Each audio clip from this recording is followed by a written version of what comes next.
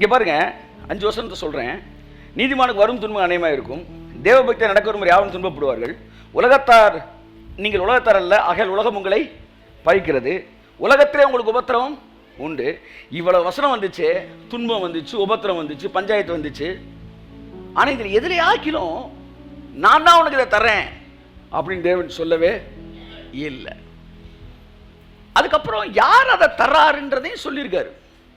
யாக்கோபு தெளிவாக சொல்றான், சோதிக்கப்படுகிற எவனும் தேவனால் சோதிக்கப்படுகிறேன் என்று சொல்லாதிருப்பானாக. எங்க அடிக்கிறான்? வாயில் அடிக்கிறான். அவன் தன் தன் சுய இச்சையினால் இழுக்கப்பட்டு சிக்கப்பட்டு பின்பு சோதிக்கப்படுகிறான். இப்போ என்ன சொல்ல வரேன்னா, பிரச்சனை ஒன்னால வருது, பிரச்சனை பிசாசுனால வருது.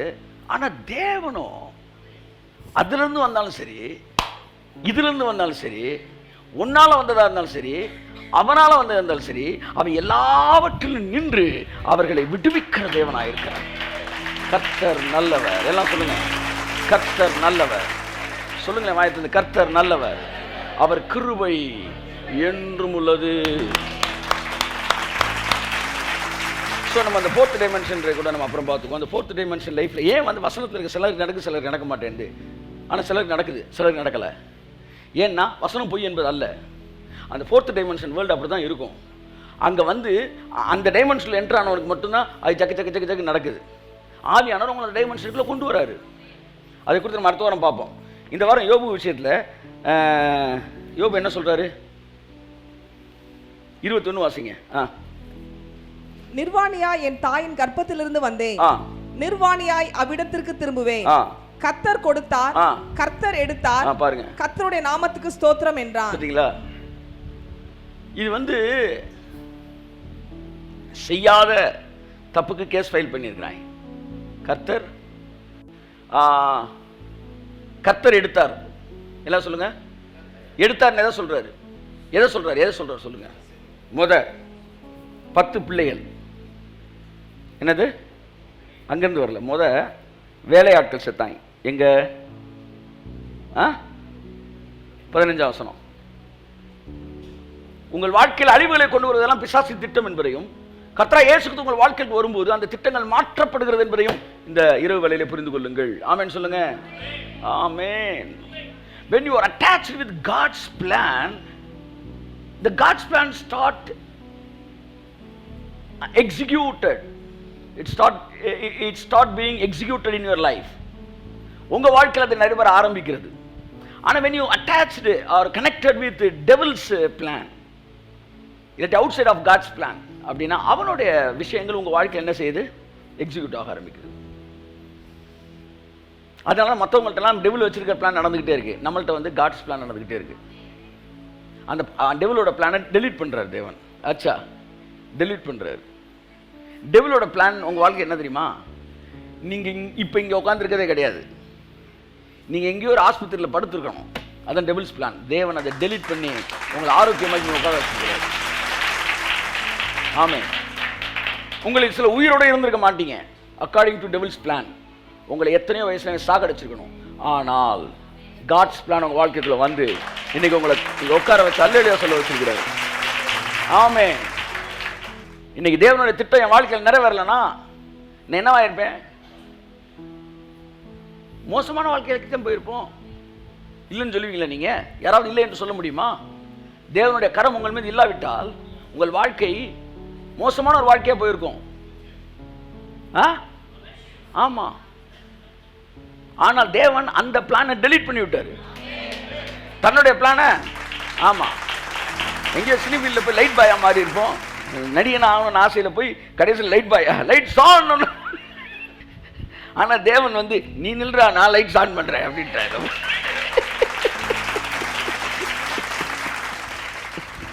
என் அன்புக்குரியவர்களே, தேவனுடைய பிளான் உங்க லைஃப்ல அவர் திட்டம் நிறைவேறிட்டு இருக்கு.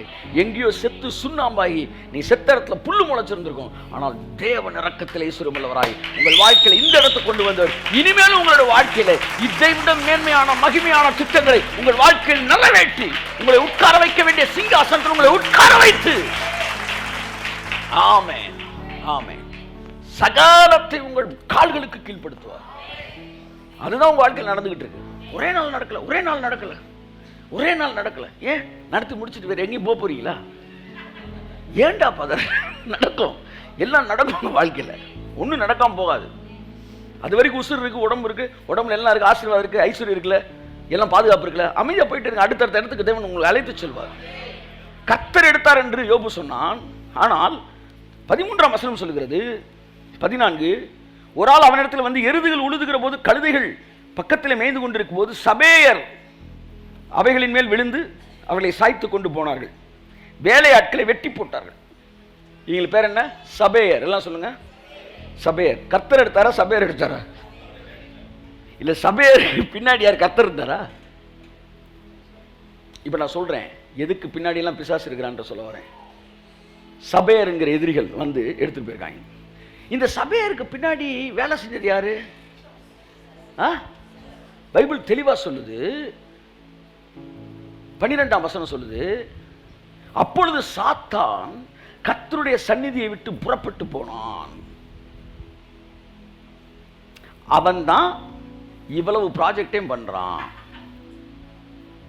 ஓகேயா? ஓகே இல்லையா? இதோ அவன் உன் கையில் இருக்கிறான். அது ஒரு ஊழியக்காரர் சொல்றாரு, யோபு என்னைக்கு நீதிமானா இருக்கு, நீதிமானா இருந்திருந்தா அது ஒர்க் அவுட் ஆயிருக்காது. ஏன்னா நீதிமான் துன்மார்க்கன் பயப்படுங்கார எனக்கு வரும், துன்மார்க்கன் சன்மார்க்கு ஒரே மாதிரி இருக்கு. யோபு என்னைக்கு பயந்தானோ அன்னைக்கே டோர் ஓப்பன் ஆகி பிசாசு உள்ள வந்து எல்லாம் என் கைக்கு வந்துருச்சு. அதனால அவர் சொல்றாரு, இதோ எல்லாம் உன் கையில் இருக்கிறது. ஸ்பிரிச்சுவலா என்ன செஞ்சிருச்சு? ஃபார்முலா ஒர்க் அவுட் ஆயிடுச்சு. இப்போ உன் கைக்கு வந்துட்டான்ல, என்ன இப்போ கை நீட்ட சொல்ற? என் கையை நீட்டினா நான் ஆசீர்வதிக்கிறதுக்கு மட்டும்தான் நீட்டுவேன். அவன் உன் கையில் இருக்கிறானே. சபையர் அவர்கள் மேல் விழுந்தார்கள். வேலையாட்கள் எல்லாம் இருக்கிற சர்வெண்ட் எல்லாம் வெட்டி போட்டாங்க. உங்களுடைய ஊழியத்தில் இருக்கிற ஸ்டாஃப்ஸை யாரையாச்சும் கூட்டிட்டு தனியாக கூட்டிட்டு போய் அவன் தலைமுடியை சிறைக்கிறாங்கன்னா பின்னாடி சபையரின் ஆவி வேலை செய்கிறதுன்னு அர்த்தம். உங்கள் ஸ்டாஃபை தனியாக கூட்டு போய் அப்படியே மெதுவாக, என்ன ஒன்று இப்படி பேசியிருக்கலாமா, என்னதான் இருந்தாலும் அவர் ஒன்று இப்படி திட்டிருக்க கூடாதா அப்படின்னு எவனாச்சும் ஒருத்தன் மெதுவாக வந்து தூபம் போடுறான்னா அவனுக்கு பின்னாடி என்ன ஆவி இருக்கு? சபேயர் ஆவி. இவங்க வேலை என்னன்னா வந்து வேலையாட்களை ஃபுல்லாக காலி பண்ணுறது. ஆனால் கர்த்தர் நல்லவர். சில நேரம் அவங்களே யூஸ் பண்ணி காந்த மாதிரி வந்து துருப்பிடிச்ச ஆணியெல்லாம் எடுத்துகிட்டு போயிடுவாங்க. கர்த்தருக்கு ஸ்தோத்திரம். தேவன் எல்லாத்தையும் சிறப்பாக செய்வார். எனக்கு அவர் ரொம்ப பிடிச்ச என்னன்னா எதிரியோட ஹேண்டில் பண்ணிட்டு போயிடுவார் சம்டைம்ஸ். ஓகே, இந்த சபையர் வந்து என்ன செய்யறாங்க? வந்து வேலையாட்களை வெட்டி போய் இந்த சபையருக்கு பின்னாடி அசுத்தாவி இருந்தது, பிசாசு இருந்தான். அதுக்கப்புறம் பாருங்க, இவன் இப்படி பேசிக்கொண்டு இருக்கையில் லைவ் அடுத்தடுத்த அக்கௌண்ட்ல போனா ஏறிக்கிட்டே இருக்க மாதிரி பிசாசு லைவ்ல வந்து யோபோட அக்கௌண்ட்ல அடுத்து அடுத்து அடுத்து அட்டி விழுந்துகிட்டே இருக்கு. வேறொருவன் வந்து வானத்திலிருந்து தேவனுடைய அக்கினிட்டான். ஏங்க வா, வானத்தில் ஃபயர் தானே வந்துச்சு. ஆமாம் சார். நீ எப்படி வந்து தேவனுடைய அக்கினி எப்படி சொல்ல போச்சு? இல்லை கூட்டத்தில் ஃபயர் ஃபயர்னாங்க சார். அந்த ஃபயர் நினச்சிட்டான், ஒன்றும் தெரில. இவன் வந்து ஒரு டிக்ளரேஷனே கொடுத்துறான். தேவனுடைய அக்கினி வந்து என்ன செஞ்சிருச்சு? ஆடுகளையும் வேலையாட்களையும் சுட்டெரித்து போட்டது. இயற்கை எல்லாம் சொல்லுங்க. இயற்கை அதாவது சடிதியான அழிவுகள். எதிரிகள் உங்கள் வாழ்க்கையில கிரியை செய்கிறார்கள் என்றால் இந்த எதிரிகளுக்கு பின்பாக இயற்கை உங்களுக்கு எதிராய் வந்து ஒரு அக்கினி வானத்திலிருந்து இறங்கினா கூட அந்த அக்கினிக்கு பின்னாடி தேவன் இல்லை, அதுக்கு பின்னாடியும் பிசாசு தான் இருக்கிறான். ஆமேன், ஆமேன். அதுக்கப்புறம் இப்படி பேசிக்கொண்டிருக்க வேறொரு வந்து கல்தேயர் வந்தார்கள். 3 பவுஞ்சாய் விழுந்து ஒட்டகங்களை ஓட்டி கொண்டு போனார்கள். வேலையாட்களையும் பட்டய கற்களையும் வெட்டி போட்டார்கள். 3 பவுஞ்சா, அதை பிளான் பண்ணி சப்போர்ட்டர்ஸ் எல்லாம் காலி பண்ணு. இது ஒரு அசுத்தாவி. இது மொத்தமா நம்ம 3 பங்கா பிரிறாங்க. நம்ம 3 பவுஞ்சா பிரிவோன்றாங்க. இதுக்கு பின்னாடி யார் தான் இருக்கிறது? பிசாசு. உங்கள் எதிரிகளுக்கு பின்பாக பிசாசு, இயற்கை சதிகளுக்கு பின்பாக பிசாசு. இயேசு ஊழியத்துக்கு போறப்ப புயல் வந்துச்சா இல்லையா? உடனே சீசர்கள் ஐயா சித்தம் சரியாத்தான் கேட்டீங்களான்னு சொன்னாங்களா? இல்லை இவர் இருப்பா, ஒரு ஜெபிச்சு கேட்டுக்கோம்பா அப்படின்னாரா? அவர் தெளிவாக தான் இருந்தார். காற்றே இறையாதே, கடலே. ஏனென்றால் அவருக்கு தெரியும் இந்த காற்றுக்கும் இந்த கடலுக்கும் பின்பாக ஒரு அசுத்தாவி கிரியை செய்கிறான். ஊழியக்காரர் தான் சொல்றாரு, பிசாசு என்ன செஞ்சானா இந்த அஸ்திவாரமாகிய இயேசுவையும் 12 வந்து தூண்களையும் கூட அழிச்சிடணும்னு தான் அந்த கடல் கொந்தளிப்பு கொண்டு வந்தானா. யோபு கூட போயிருந்தானா சிக்கலாக இருந்திருக்கும். கர்த்தர் எடுத்தார் என்றுதான் ஏசுனார், எல்லாம் முடிந்தது, பிதாவின் கருத்தில் ஆவியை கொடுக்குற அந்த இடத்துக்கு அவர் ஏய் அமைதியாயிரு எப்படி சொல்லியிருப்பார் நினைக்கிறீங்க? காற்றே இறையாதே, ஏன் நிறுத்தி விட்டாய் சாந்தா, பாடு, இப்படி பேசியிருப்பாரா? ஏய் அச்சா அமைதியா சைலன்ஸ். இயேசு அந்த அந்த அத்தாரிட்டிலாம் பேசியிருப்பார். காற்றே சே, பின்னாடி இருக்கிற ஆளை கண்டுபிடிச்சாரியா, பின்னாடி இருக்க ஆளை கண்டுபிடி, பின்னாடி இருக்க ஆளை கண்டுபிடி, உன் வாழ்க்கையில வியாதிக்கு பின்னாடி இருக்கிற ஆளை கண்டுபிடி, இயேசுவின் நாமத்தினால எட்ரா உங்க எதிர்த்து நில், அப்பொழுது பிசாசு உங்களை விட்டு ஓடி கைய. ஆமே ஆமே. ஏற்கனவே சொன்னது போல வசனங்களை எல்லாம் மறைத்து தவறான சொந்த காரியங்களை உபதேசமாய் பேசுவது. நீங்கள் விசேஷமானவர்கள் ஆகையால் உங்களுக்கு விசேஷமான வியாதியை கொடுத்தார். நோ, ஏற்கனவே சொன்னேன் நான், கோசேன் தேசத்தை விசேஷப்படுத்தினார். விசேஷப்படுத்தினால என்ன செஞ்சார்? அங்க இருக்கிற கையகளை முடக்கினாரா? எல்லாத்துக்கும் வியாதி வந்துச்சான், வாதம் வந்துச்சான். அவர் எந்த தம் பிள்ளைகள் இருந்த அந்த அந்த ஊரை விசேஷப்படுத்துவதை எப்படி காமிச்சாருன்னா, அந்த ஊருக்குள்ள மட்டும் வியாதியே வரல. நீ விசேஷமானவன் என்றால் உன் வாழ்க்கையில வியாதியே வராது. ஆகையால் நீ விசேஷமான என்பதை நீ அறிந்து கொள்வாய்.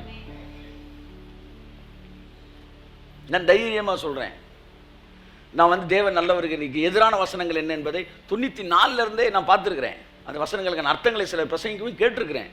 சில அர்த்தங்கள் மறந்ததுண்டு, சில அர்த்தங்கள் இன்னும் புரியாமல் இருந்ததுண்டு. ஆனாலும் தைரியமாக சொல்லுகிறேன், அந்த அர்த்தங்கள் புரிகிற வரைக்கும் நான் தேவன் நல்லவர் என்கிற இடத்தில் தான் நான் நிற்பேன். அதனால என் வாழ்க்கையில் இதுதான் என்ன செய்யும், நடக்கும். இப்போ இந்த இவ்வளோ காலம் ஆச்சு, இன்னைக்கு புரிஞ்சுக்கிட்டு இருக்கு, புரியும், எல்லாம் புரியும். 4th டைமென்ஷனுக்குள்ள நீங்கள் வரும்போது எல்லாமே புரியும். எல்லாமே இப்படி எதிரிகளுக்கு பின்பாக, இயற்கைக்கு பின்பாக எந்த வழி. வனாந்தரத்தில் ஒரு பெருங்காற்று வந்துச்சு, நல்லா பாருங்க, பெருங்காற்று எல்லாம் சொல்லுங்க. அக்கினி, எதிரி, தந்திரவாதிகள் எல்லாம் சொல்லுங்க. எதிரிகள், துரோகிகள், அக்கினி, காத்து. எந்த உருவத்தில் வந்தாலும் அது தேவன்கிட்ட இருந்து வரல, அது பிசாசிட்ட இருந்து தான் வருது. இதற்கு பின்பாக கிரியை செய்கிற அசுத்தாவிகளை இயேசுவின் நாமத்தில் துரத்தி போடுங்க. இந்த நாளையும் வாங்கிட்டு யோபு சொல்றான், கர்த்தர் எடுத்தார்ன்றான். இந்த நாளுக்கு முன்னாடி கர்த்தர் இல்லவே இல்லை. ஏன்னா பைபிள் தெளிவாய் சொல்கிறது. அப்பொழுது சாத்தான் 2:7 வாசமா, 2:7 முடிக்கிறேன்.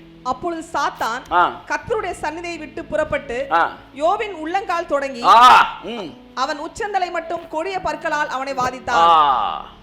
நல்ல மூளையில உரைக்கணும்னா எப்படி வாசிக்கணும்னா, சாத்தான் அங்க கோடு போடணும், அடுத்து வாதித்தான் அங்க கோடு போடணும்.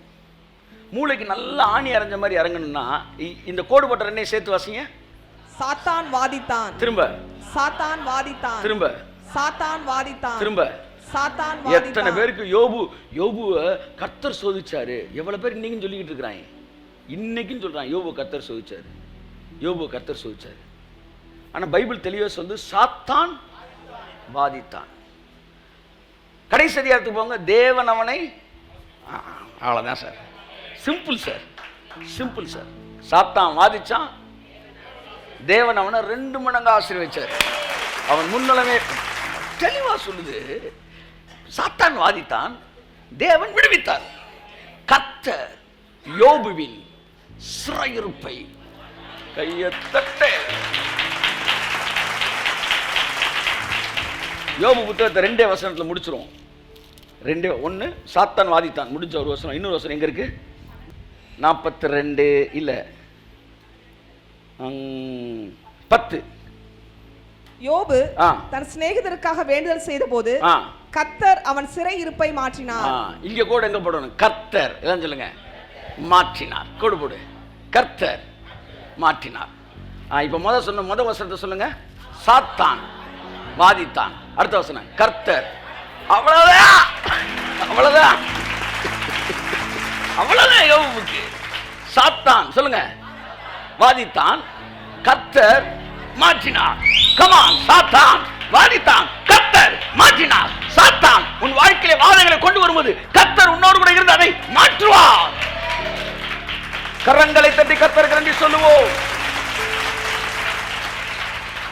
சாத்தான்னா யாருன்னு தெரியாம அவனை வாடா வாடான்னு வெத்தலை வாக்கு வச்சு வரவேற்ற யோபு வாழ்க்கையில அவன் வரவேற்றான்.